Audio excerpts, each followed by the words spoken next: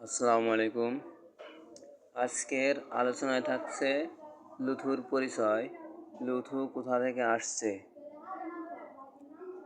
লুথুর বাবা মা কে। লুৎফর রহমান লুথু, ওনার পরিচয়। লুথুর মা ছিল বিশ্ব সুন্দরী, অমায়িক একটা চেহারা ছিল। 1947 সালের আগে লুথুর মা জমিদার বাড়ি কাজ করে খাইতো। জমিদার বাড়ি যখন কাজ বাজ করতো তখন ওই জমিদারের কিছু স্পেশাল লোকজন ছিল, জমিদারের সাথে সাথে থাকতো বডিগার্ড। তখন জমিদারের স্পেশাল লোকের একজন ছিল, ওনার নাম ছিল জয়দেব চন্দ্র সাহা। জয়দেব জমিদারের স্পেশাল একজন লোক ছিল। ওই লুথুর মার সাথে কথাবার্তা বলতো।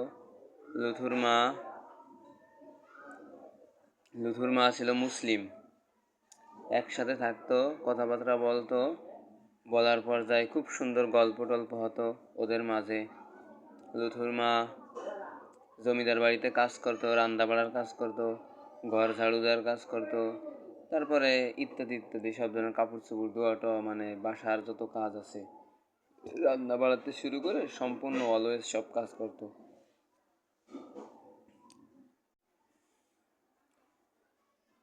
এভাবে অনেক দিন কেটে যায়। কিছুদিন পরে জমিদারের বডিগার্ড লুথুর মাকে ফলো করার পরে লুথুর মার সাথে তার বাপ মূর্তি ভালো হইলো, দুজনে একসাথে থাকলো। যখন দেখলো যে লুথুর মা তো অনেক সুন্দর, অন্যরা আবার এদিকে তাকায় নাকি, তা উনি বিয়ে করে ফেললো। এখন একটা সূত্র মতে পাওয়া গেছে যে বিয়ে করেছিল, আর একটা সূত্র মতে পাওয়া গেছে যে বিয়ে করে নাই।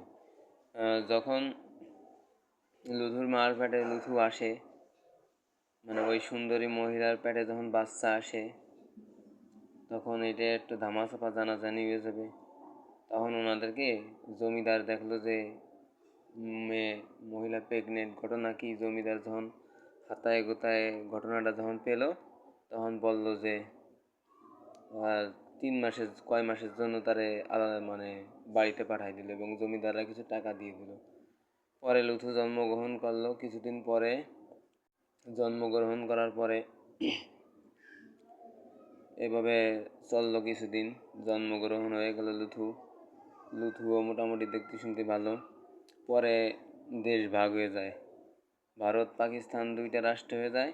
তখন জমিদাররা এই দেশ থেকে পালায়, আর ওই সেই লুথুর বাবা যে সেও দেশ থেকে পালায়। তখন লুথুর মা অনেক কষ্ট মষ্ট করে লুথুরে লালন পালন করে বড় করছে। বড় করার পরে